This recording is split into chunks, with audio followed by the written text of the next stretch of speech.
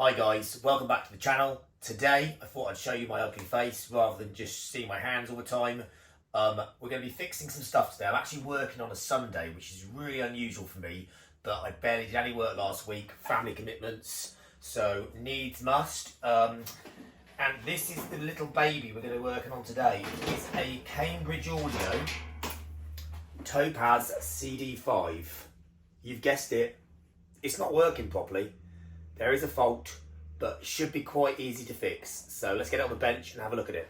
Got this CD player with some other stuff the other day. Picked up an amplifier, some speakers and a turntable with it.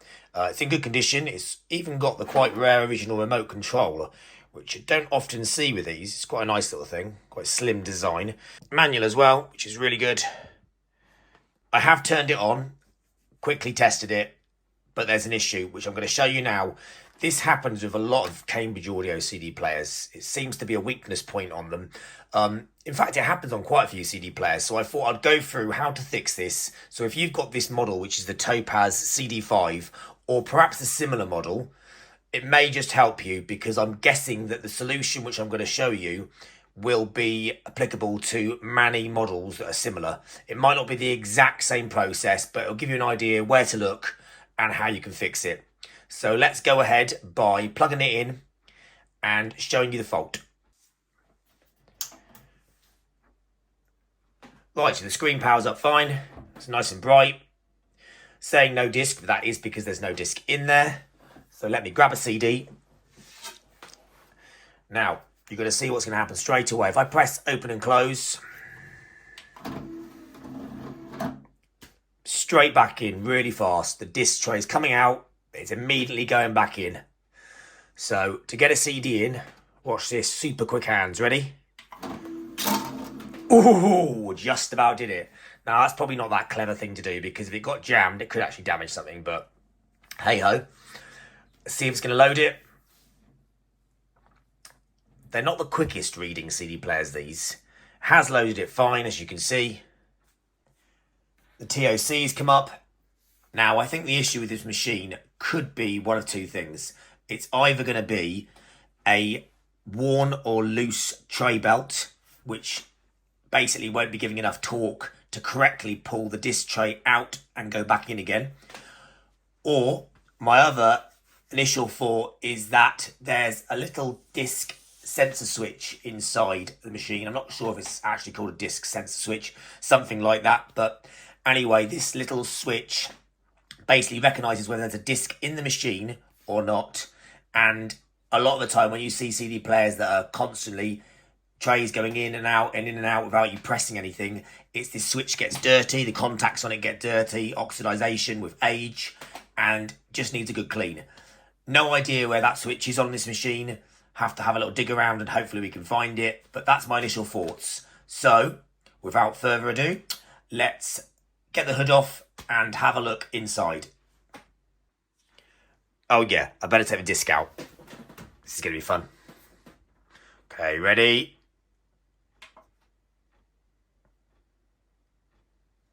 Come on. Oh, okay. Well, the issue we obviously have is temperamental, because I was expecting that to fly back in again. Let me just try this.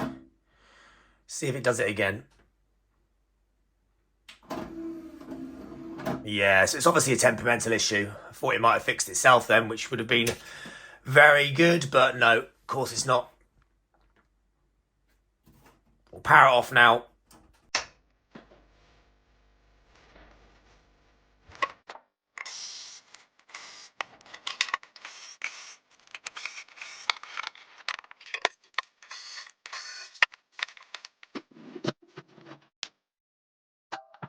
Right, let's spin it around and see what we got.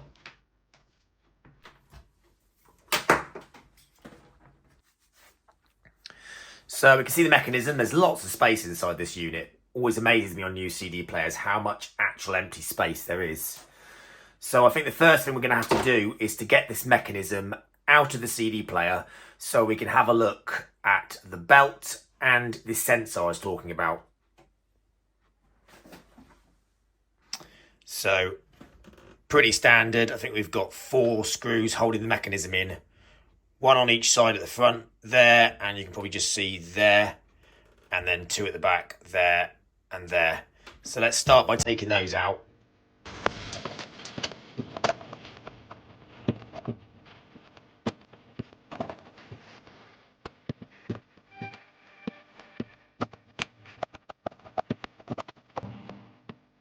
Now we need to remove the ribbon cable here very carefully because it's quite delicate.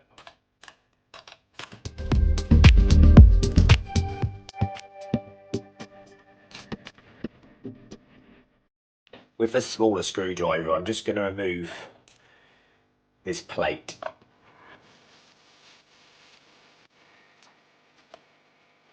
Now we can lift this up. I can see the laser now. Right, so next we're going to want to try and get this tray out so we can access the belt and look for this sensor wherever it's hiding.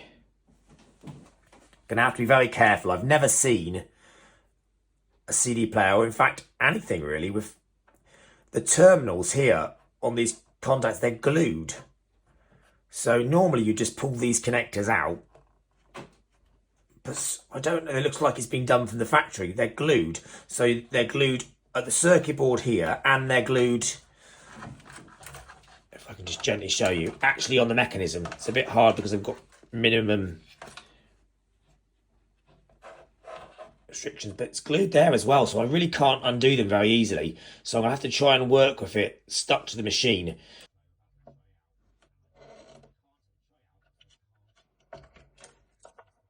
So I'm gonna have to plug this ribbon back in carefully. Quickly plug the CD player back in just to eject the tray. Now, the lasers shouldn't come on, but just to warn you, never look at the laser on these players. So, I'm just going to quickly turn it on.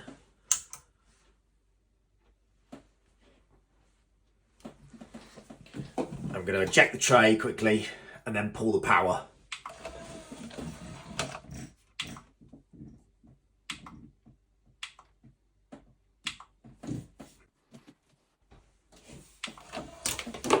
Right, I've kind of caught it. So now with the tray out, or semi out, we can kind of take the mechanism out, and now the tray is out where we want it to be. Right, that's better. And now we can see the belt, which is just here.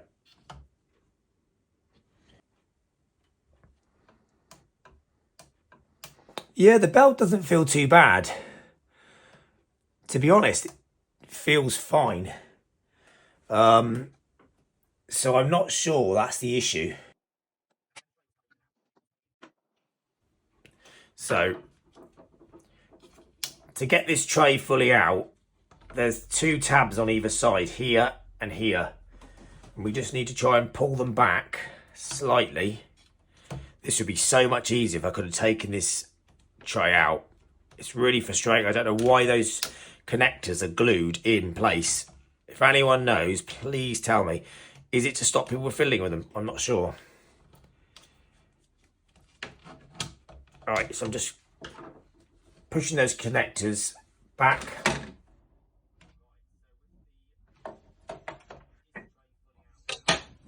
So with the tray out now, we can see the belt here, which, like I said, doesn't seem too bad. Whether it's worth replacing it, I'm not sure. Let's just take it off.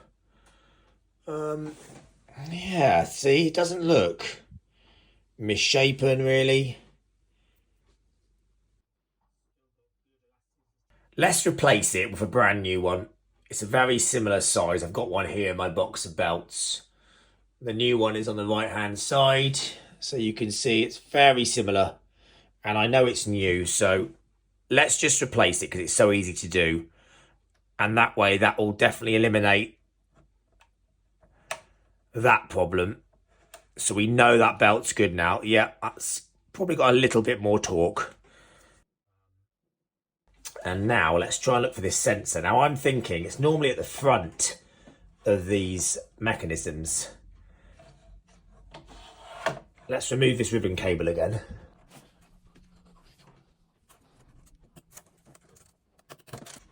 Now I'm thinking it could be down here at the front. And there's a little screw. Again, it's quite hard to film this because I can't actually take the mechanism out and bring it close to the camera. But just here, there's a little circuit board, and I think the sensor's going to be on here. So let's remove this screw here. The right size screwdriver, Andy, that would help.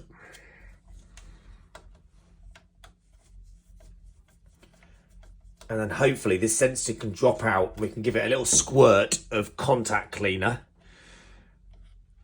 just to clean the contacts, and hopefully that will be a fix. Right, yeah, okay. So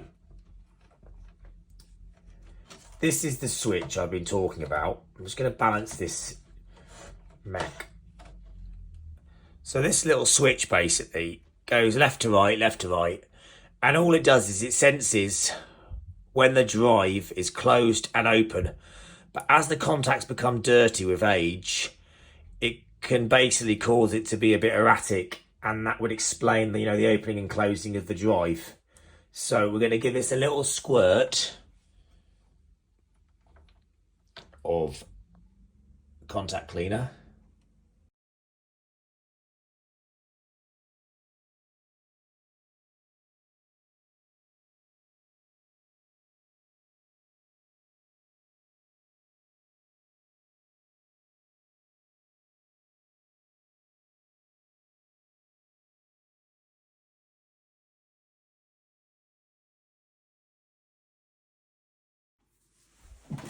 Right, I've given that a good working, so hopefully that's cleaned the contacts well.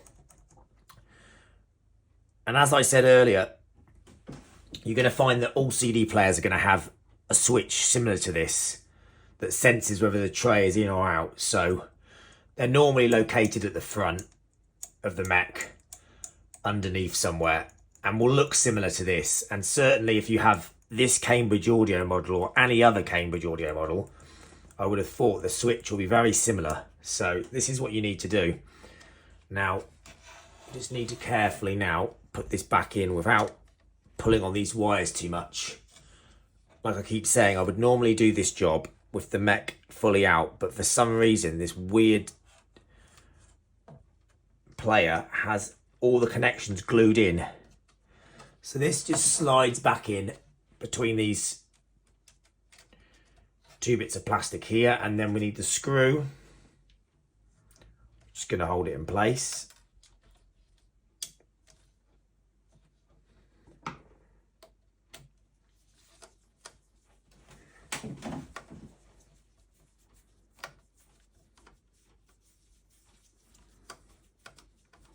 Okay. And then right, so let's just put this mech back temporarily. Let's put this ribbon cable in.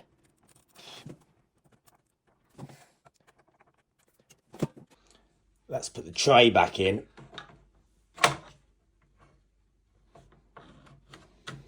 This should just push back in. And now to put it back together. Oh, fun. For those of you who are still watching, thanks very much. And I hope this has helped you, or you found it sort of semi-entertaining. I'm still pretty new to this, so yeah, obviously got a lot to improve on, but I'm trying to make my videos a bit better every time. So if you've got any ideas or any comments on how I can improve, please just drop a comment down below and let me know. Oh, and of course, a like and a subscribe to the video would probably make my day. Right then, let's see if it's all good and reading the discs. We know the tray's working, but let's hope it's still reading discs fine.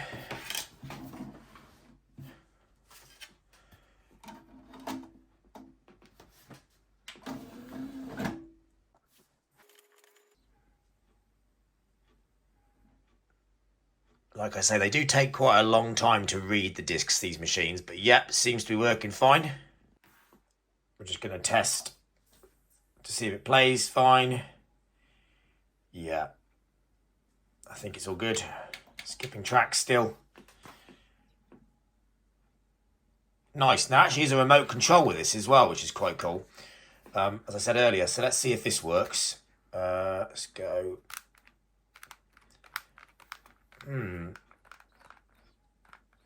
Okay, is working, but you have to press it very hard and very close to the IR sensor. I suspect, yeah, it takes these little CR, the flat batteries. Let's just have a look.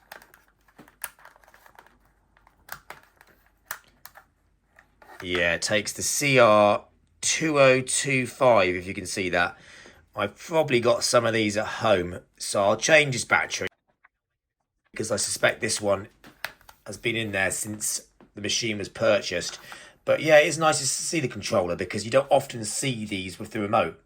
And like I say, having the manual as well will mean I'll definitely get a higher value for it when I resell it. So I'm going to give it a little clean now. It all seems to be playing fine. I've left it running for a while. Stop that. Get the disc out. I'm going to give it a clean up and then photograph it and get it on eBay.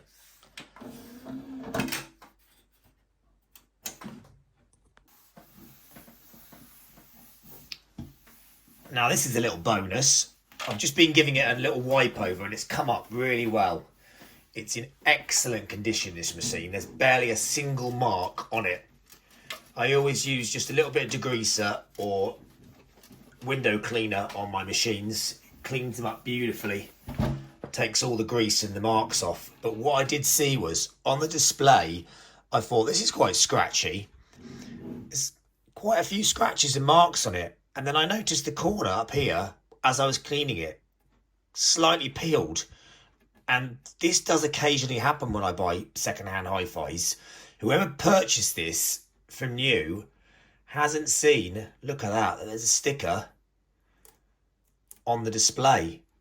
So that's been on the whole time, which is great for me because if we now peel it off, it is absolutely immaculate. There's not a single scratch or mark on the whole front of this unit. In fact, it literally looks new all over. I've got the remote control working with a new battery in now and the manual. And to be honest, I'm going to ask for top dollar now because this machine is in really good condition. It's working well. It's had a mini service. So yeah, I'm going to go for top whack. I think these machines don't go for a lot. They normally go for around, I think, £40. I'm going to ask about 70 for this, maybe even 80, which I think I'll get. It may sound high, but in the condition it's in, with the remote and the manual, and the fact that I've given it a little service, I think I'll get 70 to 80 with some good photos.